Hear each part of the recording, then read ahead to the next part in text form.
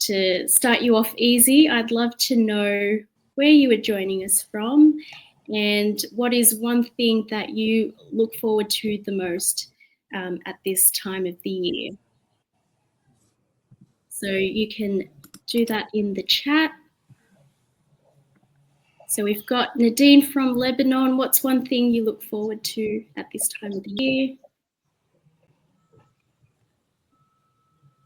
So for me, Halloween has just passed and I always enjoy dressing up. You get to be a bit creative, and half the fun is just thinking about which character you want to be and being creative with the outfit. So we've got a Sydney sider. Yes, I'm also looking forward to the warm weather and jumping into the ocean. Diane, hello from Auckland. Yes, warmer weather. Hi, Marianne. Stacey, looking forward to spending Christmas with family and going on leave. It's so nice. I'm looking forward to that as well. Shay, you're looking forward to the Christmas playlist. Does that include Mariah Carey? Of course. Kelly from New Zealand, warmer weather as well, and social season, absolutely. Marianne, spending time with family. Hi, Darren. That's okay. Glad to see that you're joining us now. Michelle from the Gold Coast. That's okay. You don't need to have your cameras on. But yeah, feel free to if you'd like. All right, so if you haven't used Butter before, it's very similar to Zoom and Teams.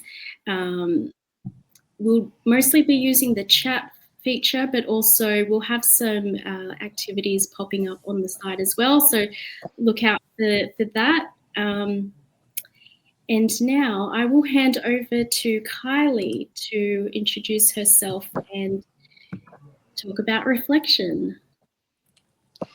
Great. Thanks, Chris. I'm just waiting to see that the slides have loaded up. So let me know if you can see them on your end. All good, Lee. That's what I'm usually doing with our other meetings. Great. Okay, so a warm welcome to today's session about ending 2024 on a high with reflective practice in learning and development. I really want you to walk away from our time together with a sense of why reflection is important for both us as practitioners, but also the people that we help in our everyday jobs. We're going to step through the value of reflection, some key definitions, how we can apply this in our work, and also some food for thought for the year ahead.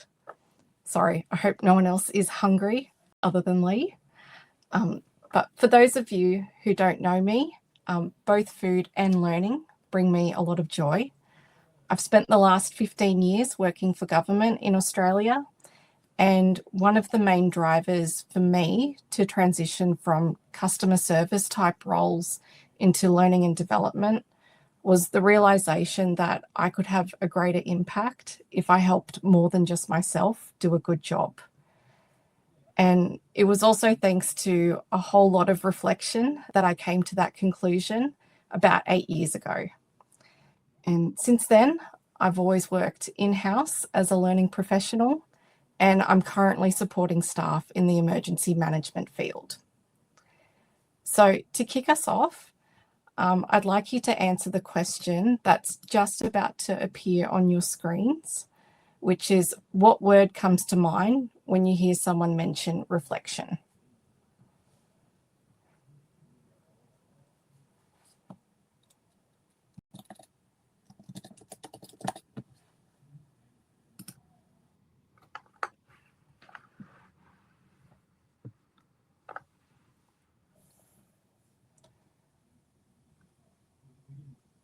Give a couple more moments.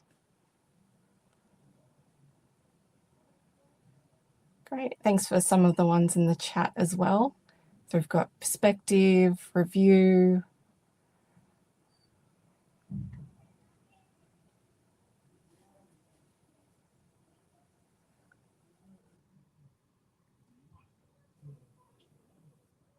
Great.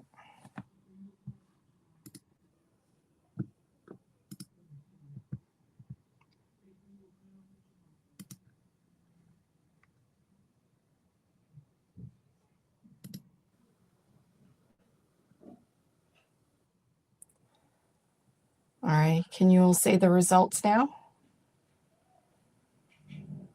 Yep.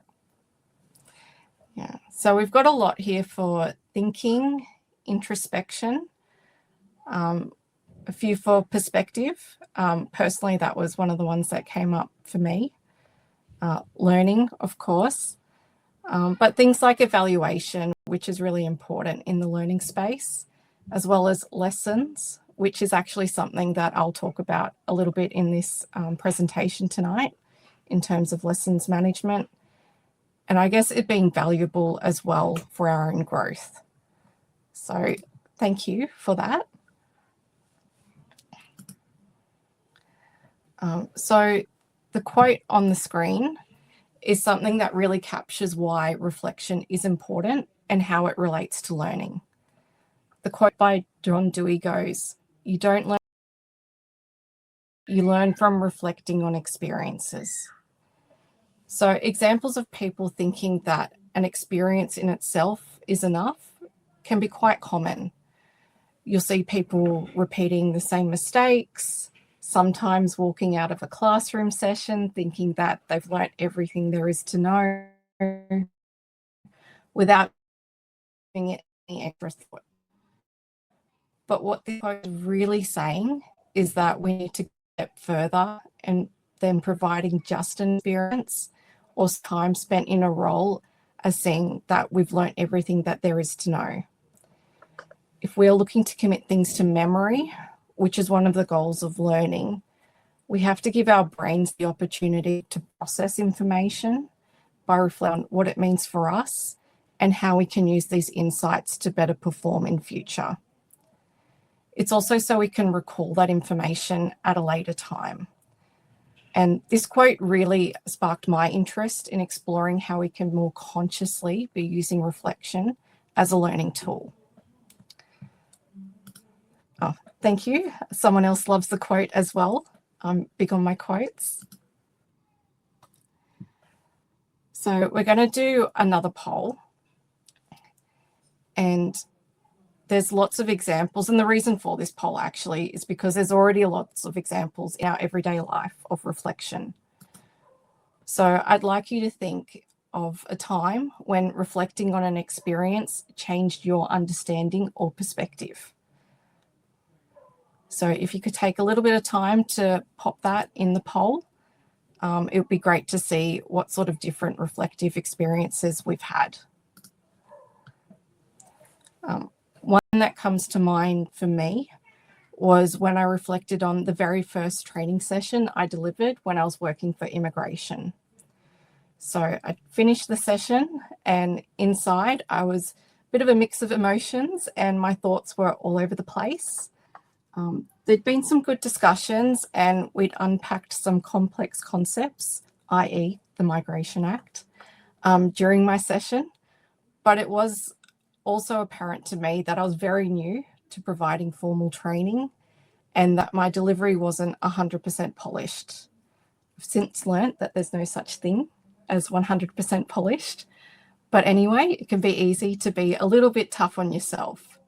And it wasn't until I'd actually debriefed with my co-presenter and some other learning support staff that I realised and accepted that it was a successful experience. We did that by thinking about what went well, and we realised the things that maybe didn't go as well didn't mean that our objectives weren't met. So put simply, by reflecting, I was able to put things into perspective.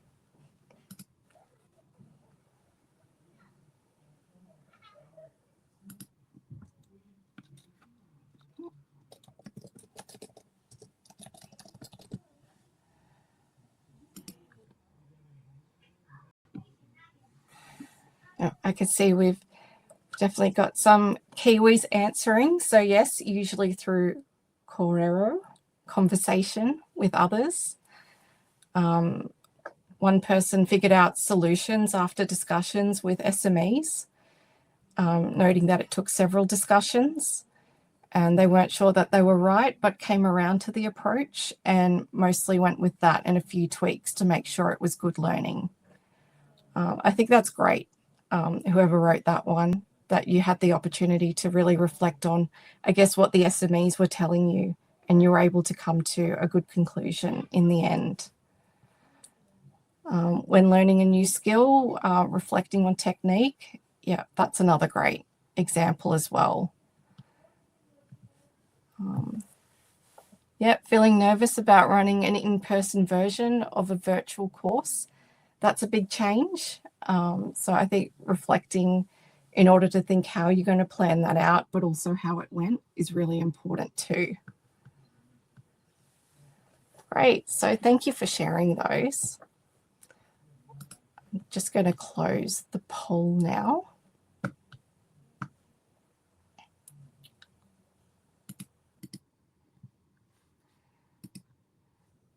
So we've already had some experience with reflection between us, but it might be helpful for us just to take one step back and really understand what reflective practice is. So it's the process of thinking critically about your experiences and actions to learn from them and improve future behavior.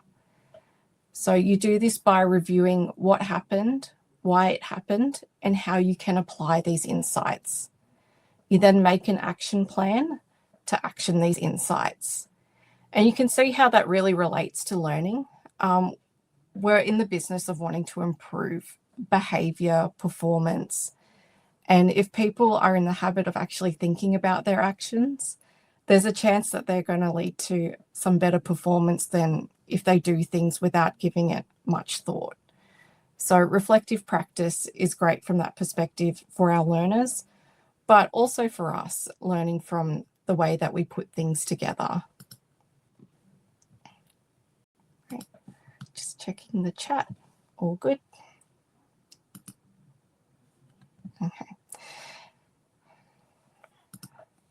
Now, if you put any word into the internet pretty much and put reflection next to it, you'll come up with a new type of reflection.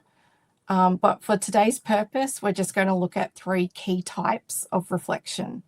So retrospective reflection, the one that we're probably most familiar with, in-action reflection, and prospective reflection. So retrospective reflection, or just reflection for short, involves thinking back on past experiences or actions to gain a better understanding and to inform future actions. An example of this is after finishing a job interview, you may think about what went well and what could have gone better, without being too hard on yourself, of course. The purpose of doing this is to learn from past actions and then to improve future actions in a similar situation. In-action reflection, or reflecting in the moment, refers to reflecting while engaging in an activity or task. So it's a more immediate, real-time sort of reflection. And this type of reflection was identified by Donald Shon, who interestingly focused on reflection within the learning process. So for him, he linked it with the element of surprise. So say you're facilitating a workshop and you're getting some unexpected responses. You may choose to reflect on these responses and tweak your activities so you still reach your goal before you reach the end of your session. The purpose of doing this kind of reflection is to make on-the-spot decisions and adjustments to improve results in the moment. And for some of us, depending on who it is we're supporting with their jobs, you can see how there's probably a lot of value in people being able to do this reflection when they're carrying out particular tasks. And some that come to mind for me is people working in, I guess, customer service type roles, or other service delivery where you're needing to shift and change and really perform on the moment under some pressure as well. And then lastly, there is prospective reflection, which I have to say I didn't naturally think of as reflection when I first heard it. But what it really is it goes beyond surface level planning. It involves reflecting on future actions, decisions, or scenarios, and having a bit of a more detailed look at it, with the focus being trying to predict outcomes and preparing for future challenges or opportunities.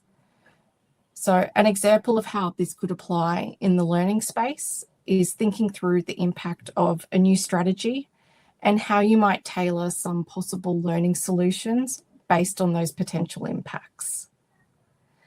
I'm just going to pause there because I've noticed a question in the chat. Welcome to Australia, Michelle. Really excited to have you come down under. You've asked, is reflective practice commonly built into learning programs in this region? Which sort of segues nicely into the question that I sort of had pre-prepared, which is, have people here use reflective practice as part of a learning program before? So you're welcome to either use the chat or come off mute to share your example.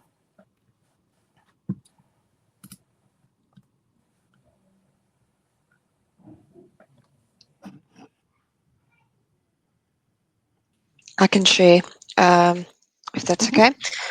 So we've done this in sort of our programs.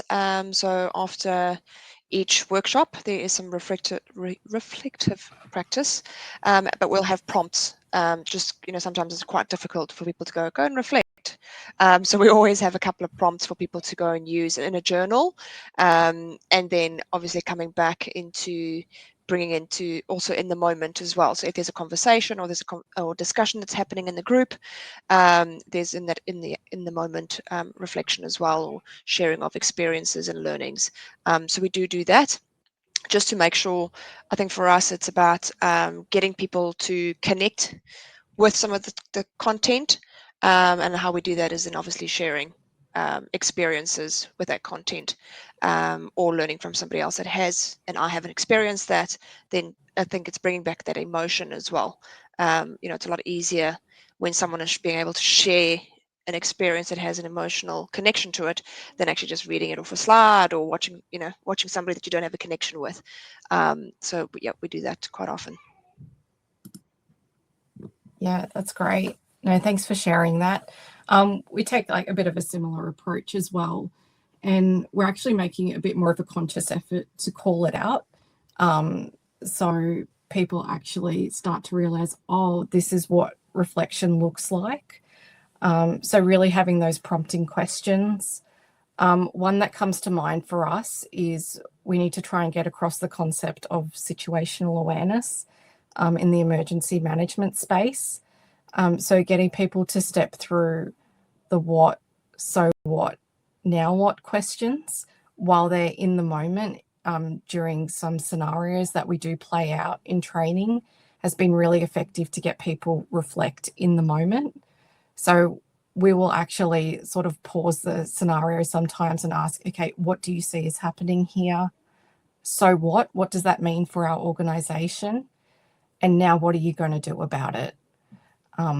So that's just one example from me. Tatiana, I could see that you've put there, it should always be a part of professional teaching practice training, or simple closing activity at the end of a meeting or workshop, which is a really nice way to wrap things up. But I could see, yeah, we've definitely got a few people here who are in agreement that it's good practice to really include that into programs. And Darren, thank you. You've even got a special word for it, and I'm not going to attempt to pronounce it in case I say it wrong, but it's often translated as assessment, but actually means a few different things that all come together to make a special type of reflection. So just going to move on to the next slide. So we do love our frameworks in the learning space. So I'll only be showing you a couple tonight. but I thought it was nice to actually see a little bit of a visual of stepping through what different sorts of reflection could look like, whether that be for yourself or actually part of a program. So this one is the experiential learning cycle by David Kolb, and it's used to describe how humans learn through experience. You'll see that there's more than just one step of having an experience. There's more to it. And this particular figure was taken from Kath Hume's new book, Learn, Solve, Thrive, which I'd recommend reading. It's a great overview of all things learning. But going back to the cycle, this shows by working through the 4 stages, with concrete experience being first, is how we complete the cycle. So concrete experience actually refers to an experience that someone is actively participating in. So, for example, someone giving a presentation. The next stage is reflective observation, which I actually see as part 1 of reflection in this cycle. So it's where someone uses that retrospective reflection to look back on their experience and analyze their actions and outcomes of those. So while analysing, they're looking to answer what was effective and what actions could be improved. Much like my earlier example of looking back on my first training delivery. Then after this stage of reflection is abstract conceptualization, which I know sounds a little bit scientific, but really it's all about sense making. So it's about making sense of the experience where a person really checks in with themselves about how this experience compares to what they already know and how their understanding may have changed. So there's examples where you may have already made your mind up about something, but then you have a new experience and it causes you to question what you'd previously made your mind up on. And I guess the way that we try and synthesize new information in our heads is a lot of it is comparing new information to what we already know. And then after this stage is active experimentation. So this is where new theories and concepts are put into action and then leading us to having new concrete experiences. So it's something that you might think of actually working into, a learning program if you haven't experienced using this before. And one of the points that's important to remember about this cycle is that we should complete the 4 stages in order, but also increase the degree of difficulty each time we go through this cycle for the same sort of thing that we're trying to cover. The second framework that I'm going to show is Gibbs's reflective cycle. So it's just a little bit more expanded than the previous one, but you'll notice that there are some similarities. So this is another cycle that helps give structure to learning experiences, and it was developed by Graham Gibbs in the legendary decade of the 80s and still has relevance today, which is what I keep telling myself as well.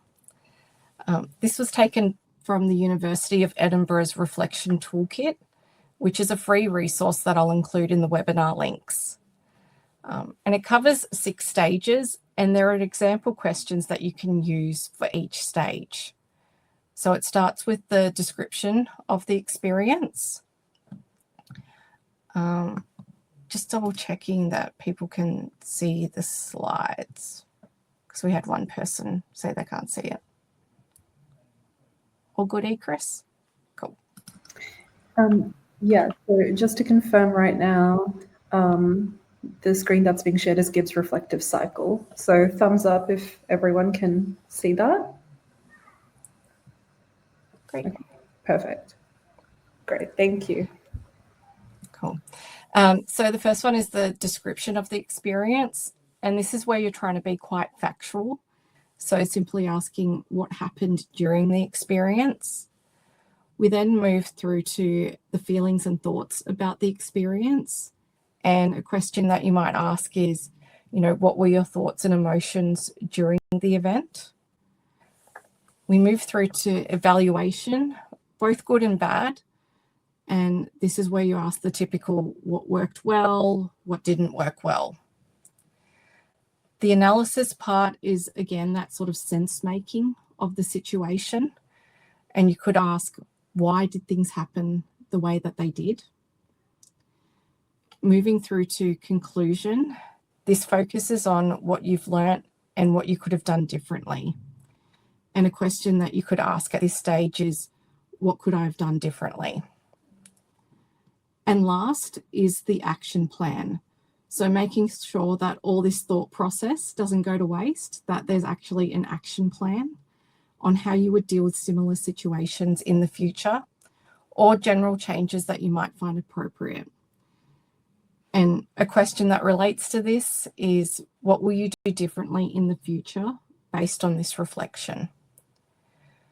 So this could be helpful in a number of different ways, such as reflecting on, say, a supervised shift or a buddying situation in the workplace, coaching conversations, or even as a team if you've experienced a particular event or looking back on a training session together, for example.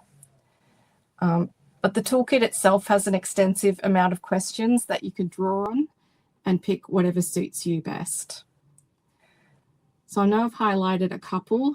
I've also mentioned the example of the what, so what, now what, as part of learning programs that we do. So I'm wondering if there are any other frameworks that you may be familiar with for reflection that you'd like to share.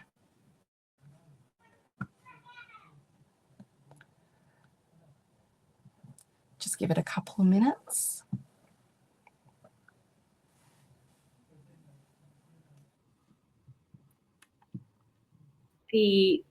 Thanks for the link to the book, Michelle. I think it's start. Yeah, go ahead, Chris. Maybe something like that. You either stop. The stop, start, continue. Maybe, or maybe the last one is change. So you're not stopping it. It hasn't started yet, but you want to change something. Yeah, that's a good one. Ruben, we've got agile teams. I feel like agile teams, yeah, and we'd use some agile methodologies in our learning team. You're really in that practice of like thinking about what went well, what didn't, and what to do differently next time. So thank you for sharing that.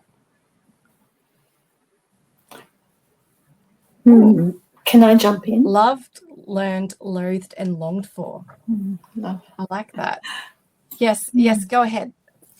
Oh, I was just going to say, I think we used this Gibbs reflective cycle years ago when I was involved in mind matters training. And when it comes to that feelings, we're using it to sort of unpack, had a series of questions that were used to unpack the emotions that might be attached to a mental health situation. And one of the questions was around, what can you do to stop yourself from, what might help you to stop the emotions that you're feeling, to look at types of self-help strategies along the way as well. I don't know if that made any sense, but anyway, I couldn't type all that in the chat. It was too much. No, I mean, it does bring back memories of me, having to like sort of train people to work in, sort of challenging immigration related situations where I think mental health was definitely at the forefront, both from, a client and staff considerations. So I really do like those examples of questions you mentioned. Yeah. Great. Oh, yes, the Rosebud Thorn framework. That's another good one. I like the visual of the rose as well. And yes, I've seen some other workplaces use that too. Great. Sailboat. Yes, that's a good one in Miro. They've got a good template for the sailboat retro. I recommend checking that out if you're into Miro. Great. So we might move on to how reflective practice is used in learning and development. I've looked at this mostly from the development of learning solutions lens. So thinking about the pre, so before we've got like a finished product, during a sort of delivery, and then post. So we've had some discussions actually in our Kraken L&D Down Under group, which we consider to be cousins of L&D Shakers, about how you're constantly asking questions and reflecting at every stage of the way when you are going through development of learning solutions. So we had an example even earlier with the define. So really reflecting on what are the SMEs telling me? How does that compare to what I already know about the subject? Is that changing my perspective? And also trying to come down to reflecting on what are possible root causes as well.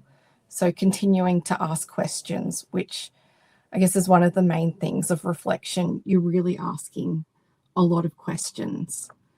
And then design. So again, reflecting on different perspectives, trying to take like a human-centered design approach as well. So reflecting on how your design might be, appropriate for, the backgrounds of the people that, you're looking to deliver the learning solution to. And then iterating learning solutions as well. So for us, we do a lot of practice runs before we deliver an emergency exercise. And it's amazing how much changes once you actually do a run through and then have that time to sit back and reflect on how did that actually go? Were there things that weren't quite landing? Are we even staying within scope with what we're delivering as well once you see it all come together?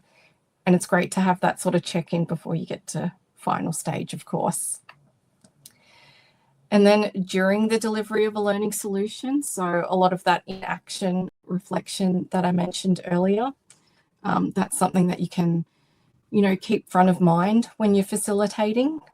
But I've also put in there development of learning strategy, which is a whole nother topic itself. But what I've found going through that process is there is a lot of reflection, both on looking at what's already been done, but a lot of perspective reflection in terms of trying to understand where the organisation is going, and then thinking how can we deliver a bit of an action plan in the form of a learning strategy to help the organisation reach the goals that they want to reach. And then we've got post, as I mentioned before, our typical evaluation, but also as a means of continuous improvement. So with Stacey's example earlier on, where you've got some prompting questions for people afterwards, it's helping sort of encourage that continuous improvement lens that, training doesn't just stop at, the classroom or the virtual door. It should be an ongoing thing that you come back to and think about. And I feel like reflective practice is a really good tool to be able to do that.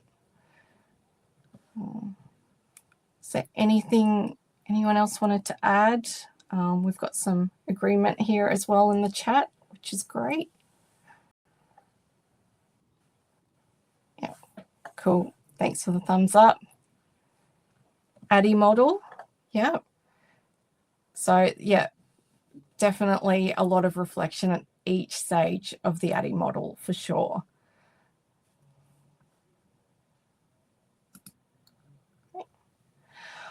I also think it's important from like a team alignment perspective as well. So for learning teams, but even if you're a learning team of one, there's still value in being able to reach out to key stakeholders or do your own individual reflection for the purpose of trying to reach some of these things that I've got on the slide now. So spoken about iterating, doing practice run-throughs, direction.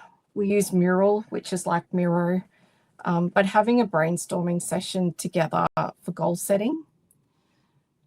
Also some clarification, doing that together as a team to understand what went well, what got in the way, and how to improve. I particularly like the what got in the way because it forces you to sort of think outside the box, not just about, okay, something didn't go well. You're trying to get to a little bit of the root cause as to why something didn't go as planned. And then values and goals. An example of this is a team coming together at the end of the year and reflecting on the alignment of their programs with their organisational goals.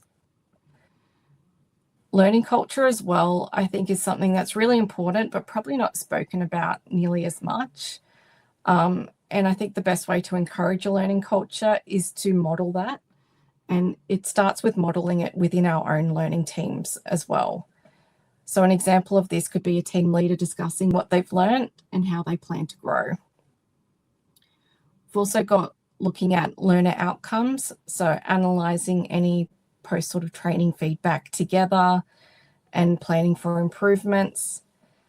And then I know it's a time of change for many organisations, so coming together and sharing insights about the challenges and opportunities of change and what that means for not only the team, but how you support the organisation as well, supporting each other, but doing a bit of that perspective reflection about, you know, you might find out some more information about certain possibilities and directions things are going. It could be an opportunity to do a little bit of brainstorming and a discussion as a team about how you're going to work through that. Okay. So I'm just going to start another poll now that we've had a little bit of a chat about some of the ways that we can use reflective practice in learning and development. So I'm curious to see how you think you can use reflective practice in your work.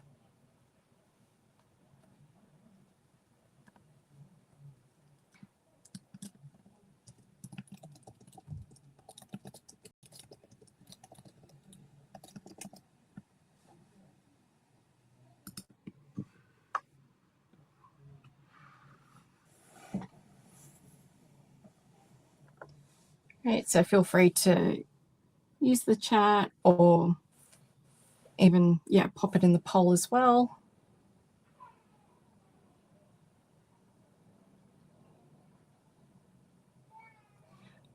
I like the point that Nadine, you've raised as well. So by starting with reflection and evaluation to ensure that your learning initiatives are grounded in evidence and continuously improve.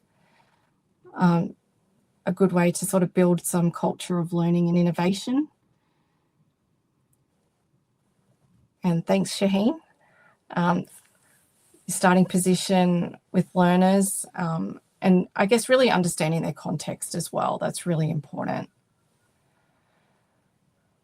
We've used the term squad as well recently. So we're moving into a more agile squad working, so testing out how the week went, any roadblockers and what we delivered. I think that's really important because you can get busy in the doing and you sort of forget what you've actually delivered. So it's nice to take that moment to just pause and understand what you've delivered. Right.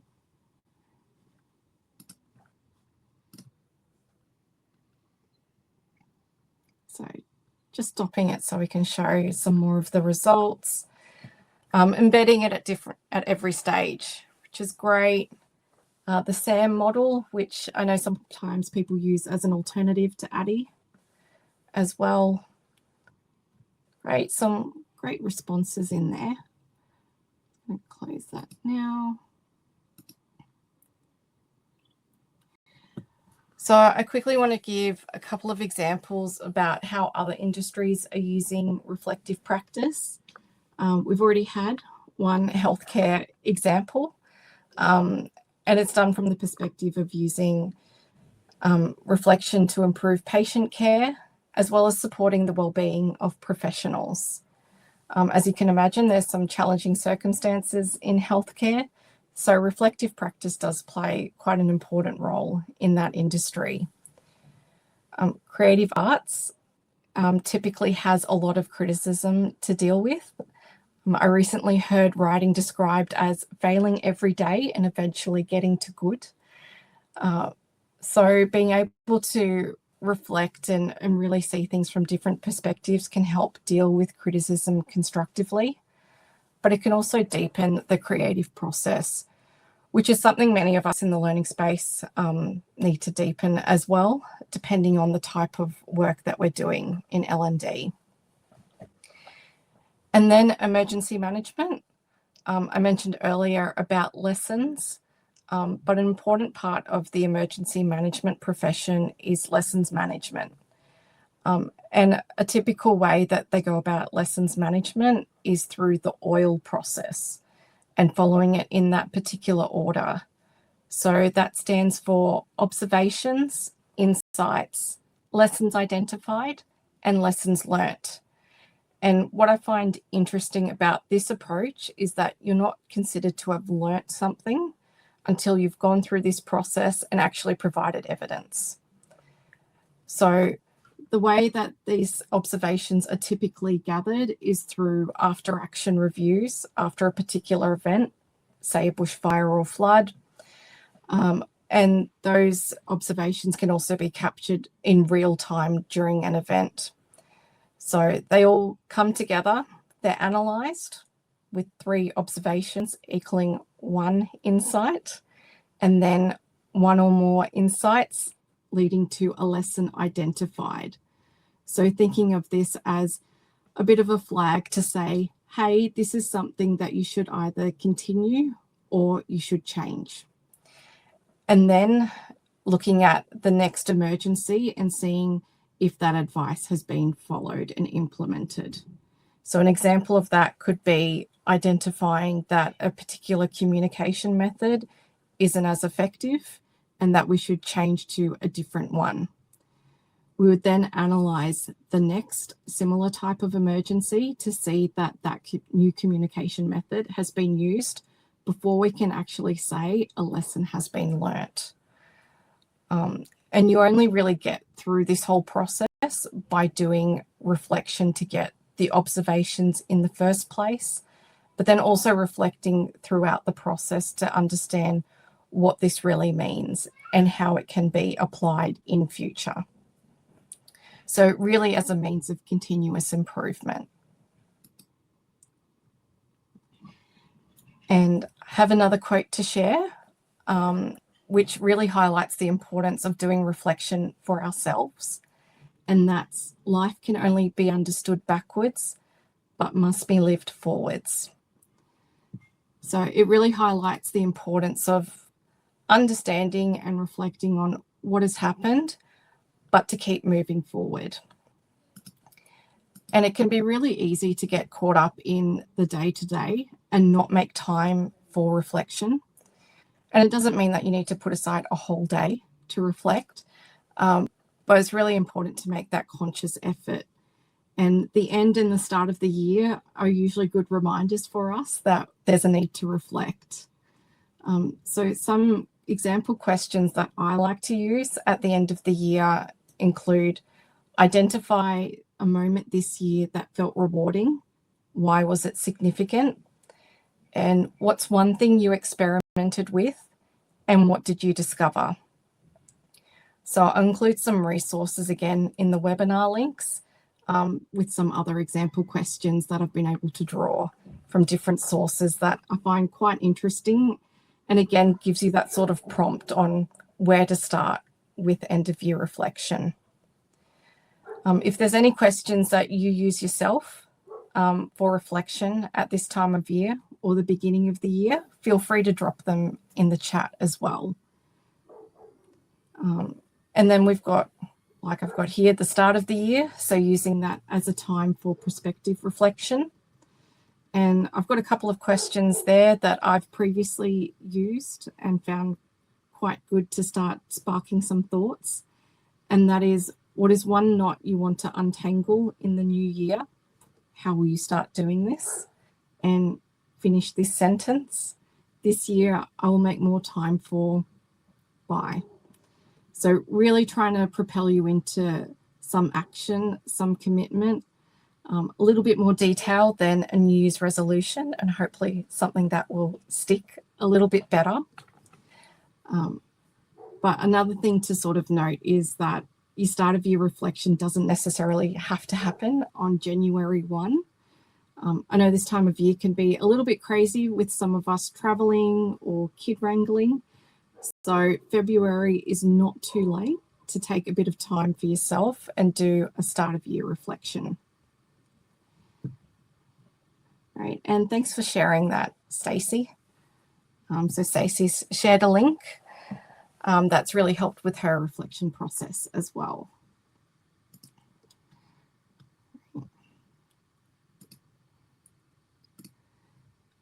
But like all good learning initiatives, once and done is not enough.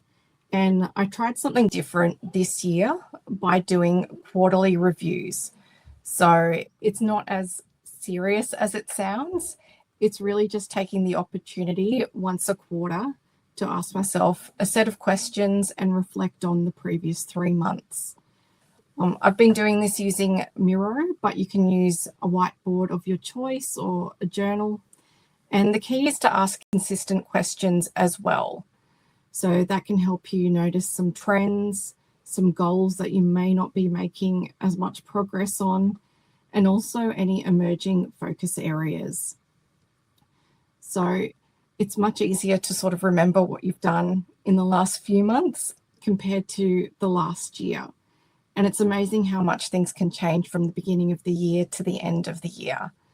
So by doing this, it's actually been really good to sort of highlight areas that I could be spending a bit more time in, and also some things that have been going well. So celebrating those wins along the way is really important. And to get some ideas of what questions to ask yourself, I mean, there is our friend AI, but I've also found some good sources in learning books, such as the Trusted Learning Advisor. There's some good examples of questions that learning practitioners should be asking themselves, but also even just thinking about questions that are specific to the goals that you may have.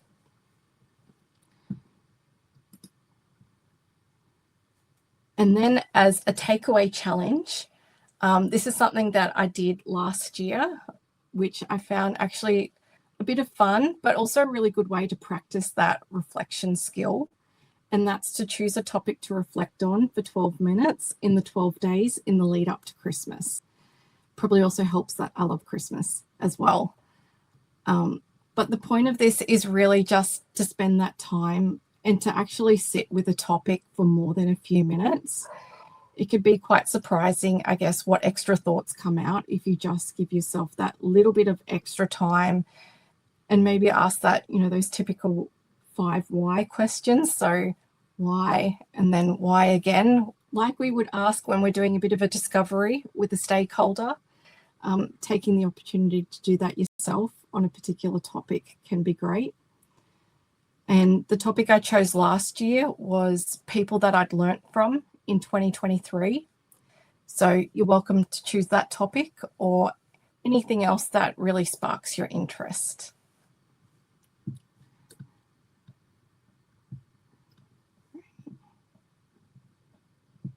Cool. And I can see that there's some great comments in the chat, which is probably a good time for us to sort of move towards the end of the presentation part. And I'll leave you with one more quote. So this is from Peter Drucker, and it goes, "Follow effective action with quiet reflection.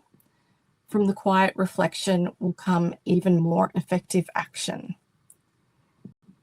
So with that, I will hand over to you, Chris, where we'll have our final activity and a bit of time for a couple of questions, and I'll check the chat while we do that as well.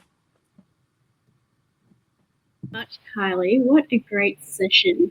Can we all just give Kylie some hands up to say that we really appreciated that session. I Thank have you. thought about reflection that deeply or critically. And there are a lot of great frameworks now for me to take away and start using. I need to check out Sailboat because I've not heard of that one before, and some of the other ones that were mentioned as well. So to wrap things up, I'd like for you to all reflect on what you've just heard and seen people share, and think about, sorry, where is my,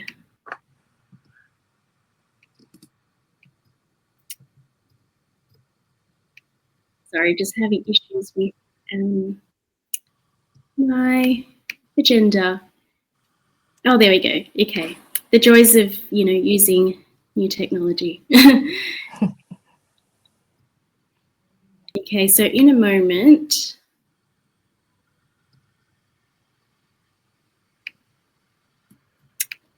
I have one final question for you to answer. So what is one key takeaway that you would like to share? If you could boil it down into just one.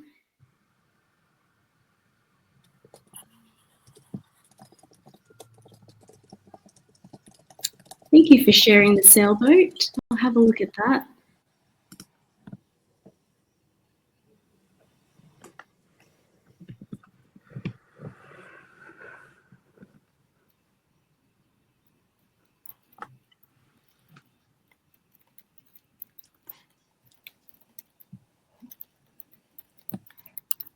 Yes, Ruben, I've heard the culture eats strategy for breakfast one before too.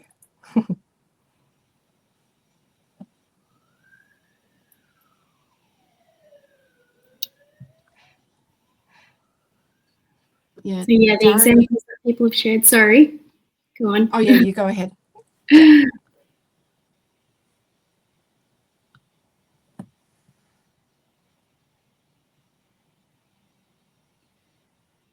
I'll just read out a few of what people have shared. A great reminder to embed reflection in all aspects of our mahi, meaning work. It's the key to reflection, applying it through all stages. That's another theme that we're hearing, and there are different ways to do it. Yeah, it's something that we all do, but making it, being proactive about it, making time for it is so important. And yeah, sometimes reflection doesn't have to be so complicated. Is there anything you want to add about some of the key takeaways that people have shared, Kylie? Yeah, I like that. Yeah, people are seeing it from different perspectives as well, and that it's key to learning. I particularly like that one because I think there's a really strong link between reflection and learning, hence the desire to want to talk about it. But what I was also going to say earlier is, Dario, noticed you had a question in the chat, which is how do you get others in your team on board with reflecting with you, especially if it's something they don't necessarily see the value in. And I have to say, as the person that probably introduced a bit of agile ways of thinking into my team, it can be a little bit of a challenge. But what I say is consistency in sort of bringing up and explaining the value in it is a helpful start. And it really helped for me actually having examples from different experiences to talk to the team about how doing reflection as a team has been helpful in previous projects or different situations. And sometimes it's also about knowing the people that you work with as well. So what's going to speak to them more? Are they a little bit more process orientated? Would it be helpful to actually talk through in a bit of like a methodical way how reflection can happen and how it can be useful? Does someone want a bit more of a history about it? Does someone just want to see you give it a go and maybe lead a session because they may not feel sure how to do that as a team.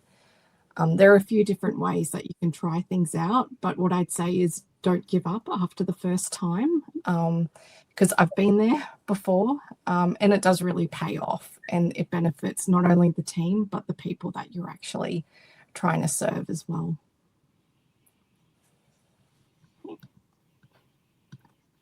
One final question before we wrap it up.